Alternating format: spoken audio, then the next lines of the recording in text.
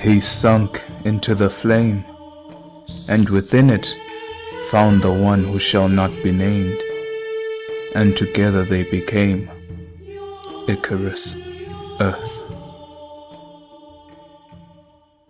No excuse I will destroy, and my time will not enjoy. Evidence that I've been legit, that what's kept in dark cracks and crevices within. And I mean this truly yours. What is it that I become? Dwindling to nothing again, and then filling up the ink pen with everything. No excuse I will destroy, and my time will not enjoy. Evidence that I've been legit, that what's kept in dark cracks and crevices within. And I mean this truly yours. What is it that I become? Dwindling to nothing again, and then filling up the ink pen with everything. No excuse I will destroy, and my time will not enjoy. Evidence that I've been legit, what's kept in dark cracks and crevices within. And I mean this truly yours. What is it that I become? Dwindling to nothing again, and then filling up the ink pen with everything. You ready for any of the many bizarre facts? A bit of the rhythm and you're feeling the contact. I've done what I've had to do to improve, and you can tell me what you think about that, where you all at. I got a whole new thing to bring the funk. Put another with me in the rain, they leave it chunk. Nothing better than when nights go down and up. Haven't I made this crystal clear enough? Hustle hard and wide on the move in a room full of heads and the many point of views, and I'm sure to be another one that people don't approve of. I remind you every time I rhyme, you suck. Highly contagious, underrated. Make way for the mind of rhymes creative. When every line's like burning rubber on the pavement, what can I say? I'm nothing to play with. This is what I wrote for you, don't lose slow. Fitted ball cap and a dope rat song. In the zone with a chrome microphone is a lab rat with his backpack always on. No excuse I will destroy, and my time will not enjoy. Evidence that I've been legit, that what's kept in dark cracks and crevices within. And I mean this truly yours. What is it that I become? Dwindling to nothing again, and then filling up the ink pen with everything. No excuse I will destroy, and my time will not enjoy. Evidence that I've been legit, that what's kept in dark cracks and crevices within. And I mean this truly yours. What is it that I become? Dwindling to nothing again, and then filling up the ink pen with everything.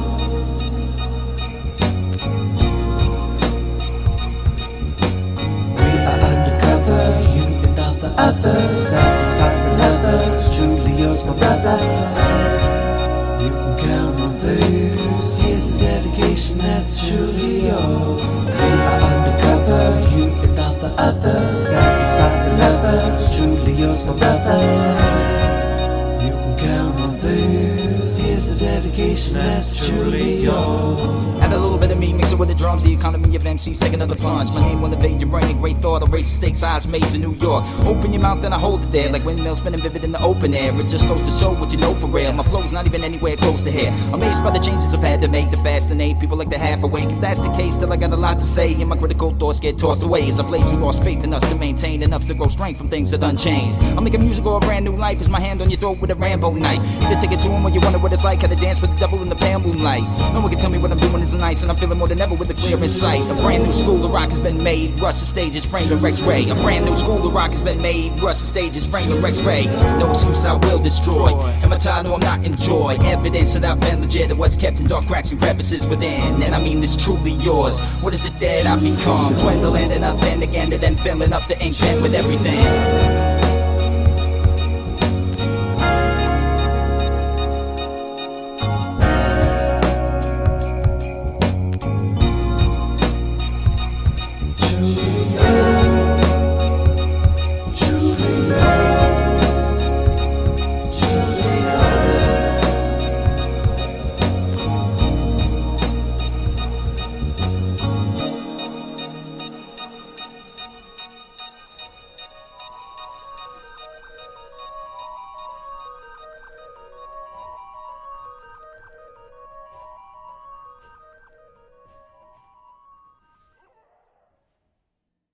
Hello everyone and welcome back to another episode of Dāku Souru Tsu. We're bringing back the Crown of the Old Iron King DLC playthrough that I had done over my past weekend. Like I had said, it was supposed to be just a little post-weekend special for you guys with some live commentary and me going through the playthrough of this DLC for the first time, and you know, giving you my comments on what I feel about the DLC and the mistakes or the things I'm struggling with and so on. But sadly that didn't end up happening. Like I said in the previous video, when I actually started recording, when I thought to myself, okay, let me record now, I just had a headache and I wasn't really in the mood to talk. But then I thought to myself, I might as well record the game now since it's the weekend. It might be the only free time I'll have to actually sit down for an extended period of time to record this. Like I said, it took me about this is just a rough estimate, but it took me, I think, about 2 hours of gameplay time, because all my footage should sum up to just over 2 hours, maybe about 2 hours 5 minutes. And then I decided, fine, since I have got this footage, I'm just gonna do some post commentary over it during the week, and then this will be my like content for the week. As the week progresses, I'll just keep on doing one episode at a time. So I'm sorry for those who are waiting for the return of the Hex build. The Hex build is still undergoing.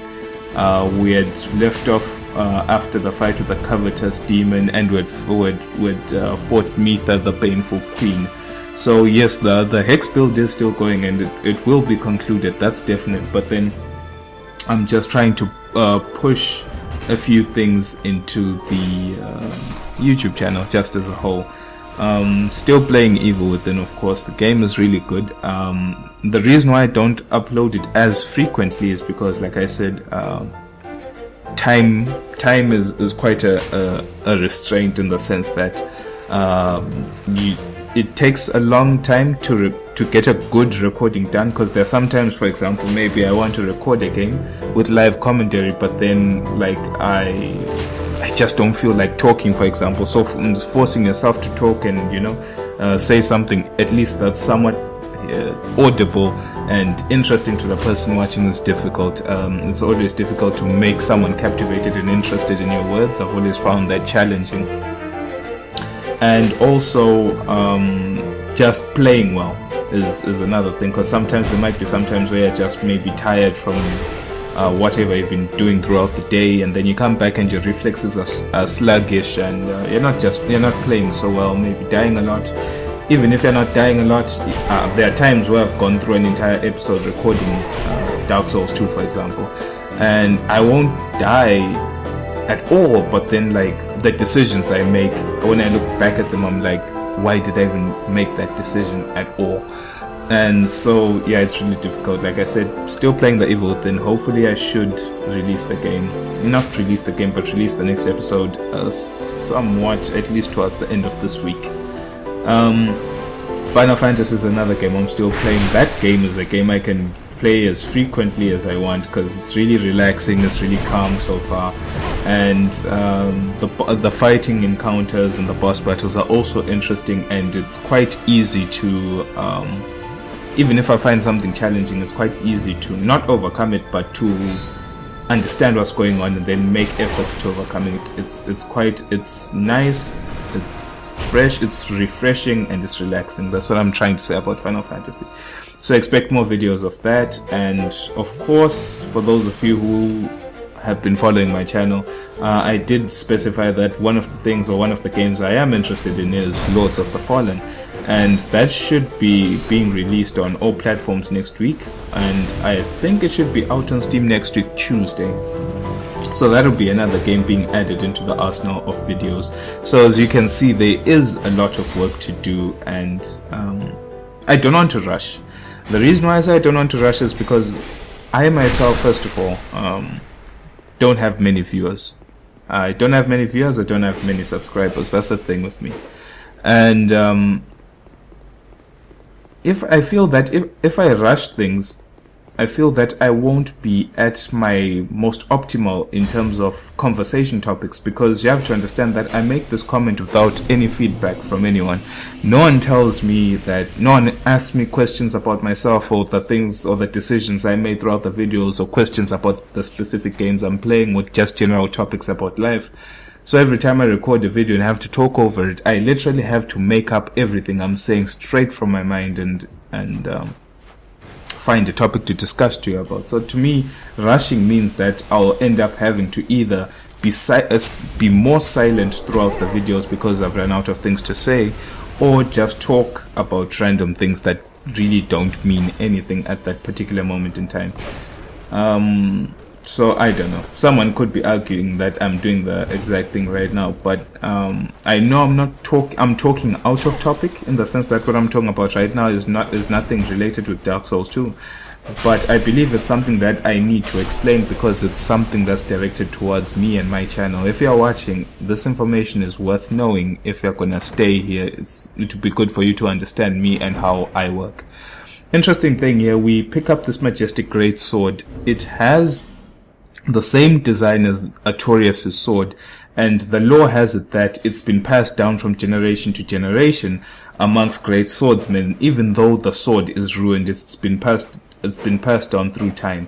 And it does specify that, funnily enough, most of the swordsmen that have held this majestic great sword throughout its lineage, being handed down from one end to another, all the swordsmen have been left-handed. And so people may wonder, how can you say it's Artorias' great sword if Artorias, when you fought him in Dark Souls 1, was wielding it in his right hand, and his left hand was broken, so he was adeptly wielding it with his right hand. So why would he be one of these people? He couldn't have been one of them, because he's right-handed. That's the argument that most people would put up, of which I understand what you're saying. It is blatant evidence that we saw Artorias fighting with his right hand, but actually that just shows you just how skilled a swordman Artorias really was. That's why he was one of Gwyn's most trusted knights, because he was really, really good. He was a badass among swordsmen. And the reason why I'm bringing this up is that if you look at the original box art for Dark Souls 1, and you will notice that there is a warrior that seems to be walking into a mist full of ghosts of warriors, right? This warrior is facing them and is walking in as if engaging them in battle. Some people used to think that that's the chosen undead fighting his foes, but then if you look at the armor closely, and if you look at the designs of the armor, you will see that they do resemble Artorias' armor, even though Artorias' armor, when we first saw him, was already tattered and corrupted by the dark. So it does resemble that, and if I may not be mistaken, in one of the developer interviews, it was hinted to that the original box art was a hint at Artorias and his traversing of the abyss. And then when you see the box art for the Dark Souls 1 Prepare to Die edition, it has Artorias slouched there with his great sword on his back, is not holding anything. So that won't really show you what hand Artorias used, but it would hint that Artorias is a main attraction to the box art, like he is a main attraction to the actual story, and it makes sense for them to use him twice in a row in the box art, because he is a awesome character who has a lot of lore and has a lot of importance within the story, even though he was just a knight of Gwyn. Even though that's a high standpoint, there were other greater beings than Artorias. He was, in my points of view, he was just a lesser deity. So Artorias, then, if people were to believe my words right now and say, so if he's left-handed, then because in the original box art he's holding his sword within his left hand, then how was he able to fight you when he was corrupted by the dark with his right hand?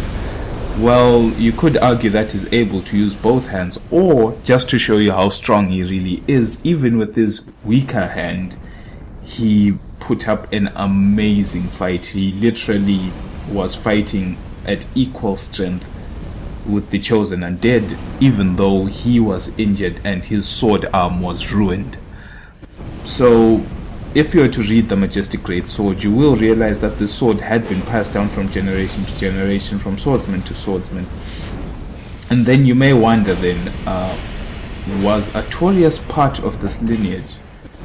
Was his father and the father before him and the father's father before him, and then his son and sons after him, did they pass down the swords throughout their family tree? That's the time I would actually I wouldn't totally agree. I wouldn't actually think that Artorias had children. First of all, there was nothing mentioned of any of the Knights of Gwyn having family, even though Ornstein was kind of believed to be Gwyn's firstborn son. And I kind of believe that Ornstein is, because of the fact that even though the Knights of Gwyn were sent on an important mission, he was left to guard a image of Guinevere. And someone may think to themselves, why is this so important? Like, why him guarding an image of Guinevere is so important in the story? It does say that Gwyn's firstborn son lost the records of the annals, and this was a very important thing to Gwyn, and then this saddened Gwyn. It really disappointed him, like, my son failed at this great task. So he stripped him of his name and of his title. And to me, leaving Ornstein behind to guard a fake image as if he was actually fulfilling a duty, even though it was a very small duty, that to me sounds like a way to disgrace him, to say that you failed, so I'll give you a very small task to do because I don't trust you anymore. Maybe you could even fail this. But anyway, back to Artorias. We never heard of him having any family or relatives. It wasn't hinted to. It could be something that is unsaid, so we can't rule that out. But also, one thing I think we can also be certain about is that Artorias did die. Artorias died. You, the chosen undead in the first game, killed him after he had been corrupted by the dark. And there was no hint of him having any children. So who could have passed down his sword after you beat him and killed him? Could it be in Lord's Blade Kirin? That's something that can be you could think of that as a possible solution, that after you put Artorias down to lay and rest, Lord's Blade Kirin did bury him and she mourned at his grave. And if that were the case, she could have been the one who passed down Artorias' sword throughout her family that she ended up having. That's a possibility.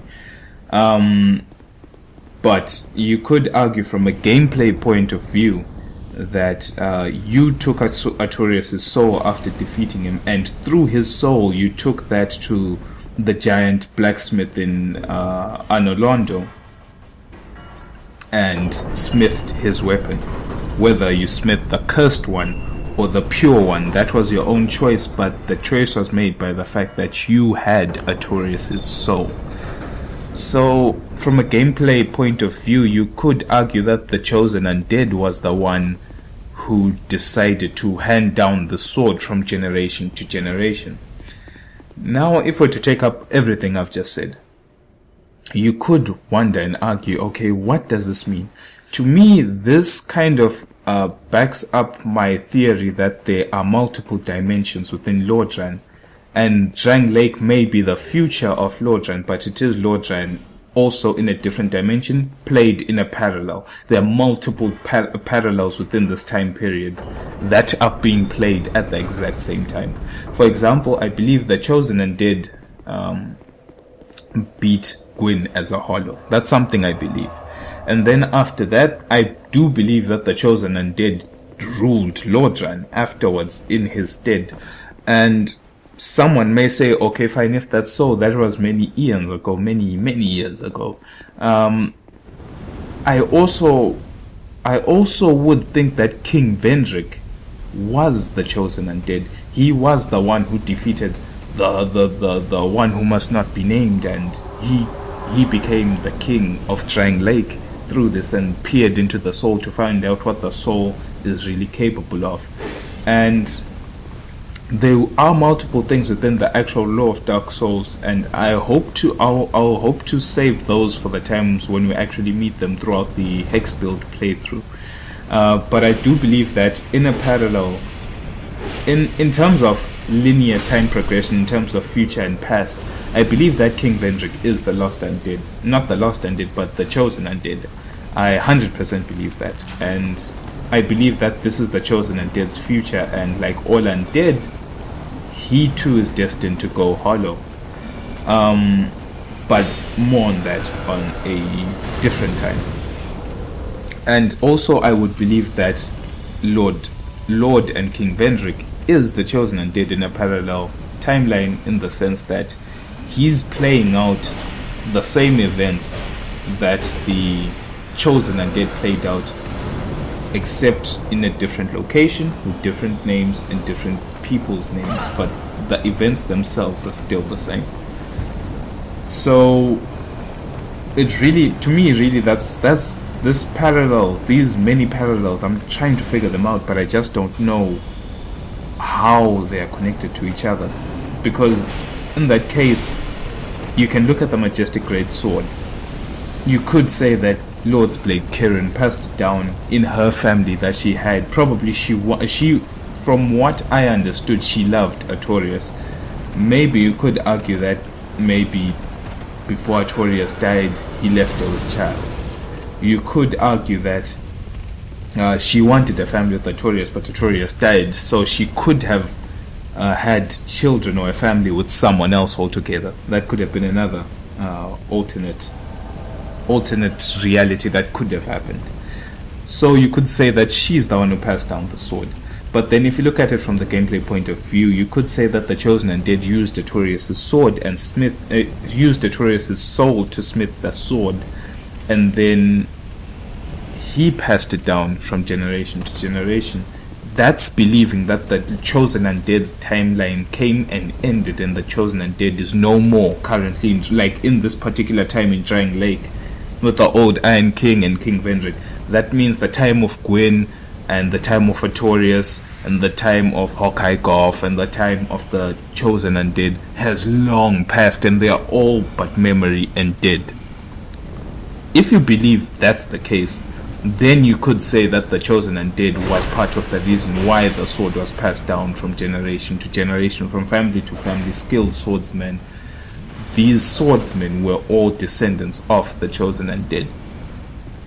If you were to believe that, then you could ask the question of who were these swordsmen?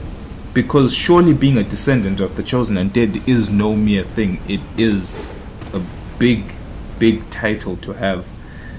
And what happened to this lineage, and who placed the sword here in the Broom Tower? Was it a descendant of this family of great swordsmen, these descendants of Artorias, or was it someone who had stolen the sword, or maybe defeated one of the owners of the sword and merely just left it here, maybe in a safe hiding place, or left it here to come return and get it later, or left it here for you to find? I don't know. I honestly don't know. But the story of the majestic great sword and the story of Artorias and these parallels that I'm drawing, so far I've given you my points of view on the parallels between Gwyn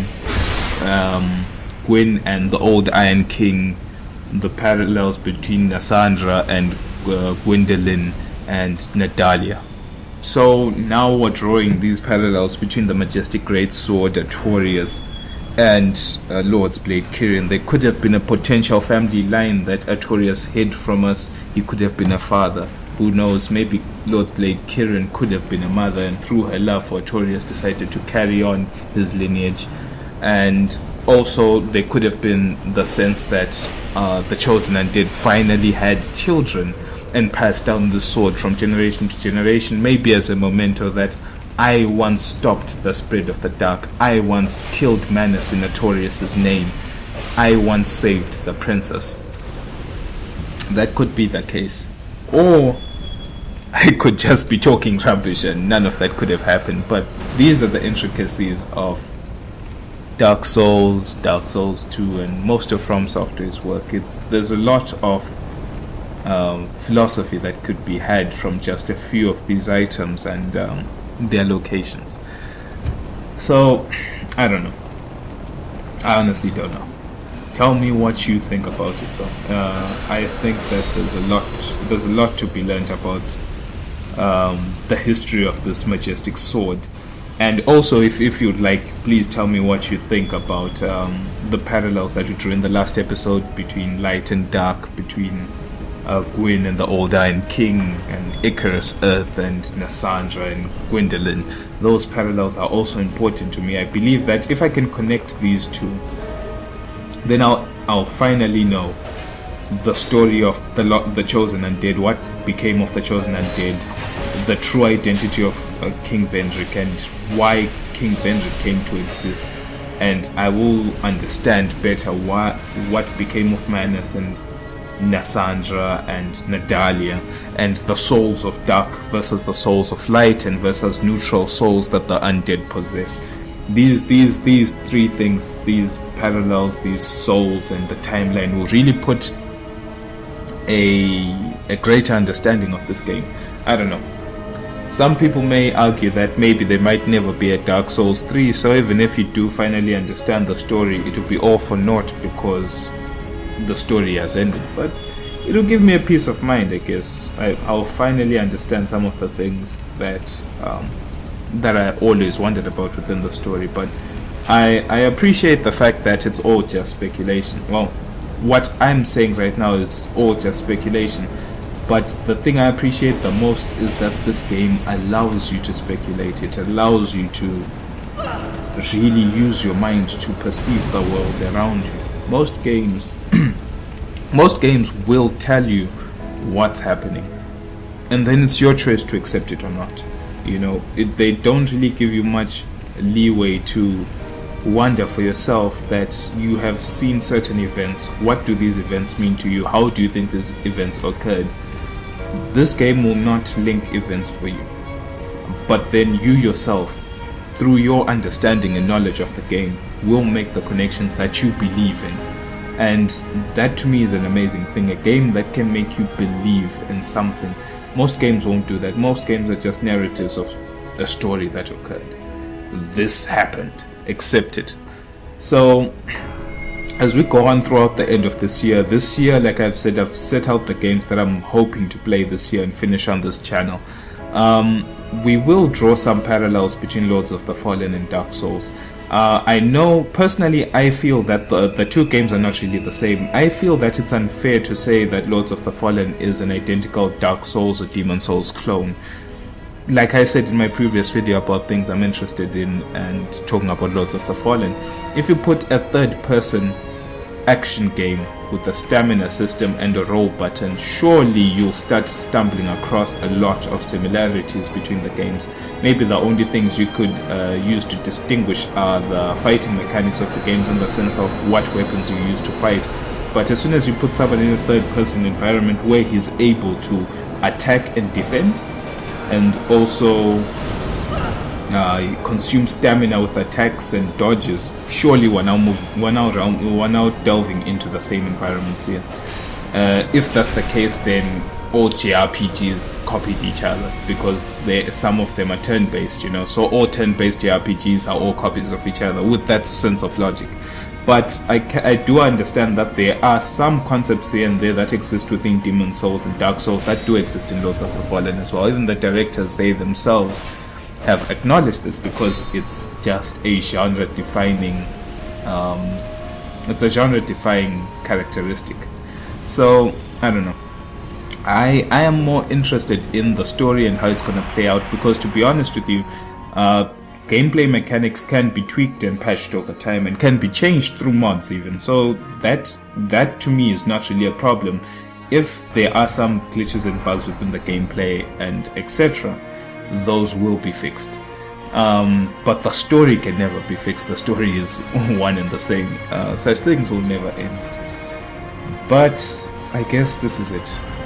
Thanks for watching, and I hope to see you in the next episode of The Crown of the Old Iron King. Maybe we will delve deeper into the story of Icarus, Earth, and this kingdom. Maybe we'll find out who the protectors of Nadalia truly were, or the protectors of this kingdom. But until then, I'll see you again next time.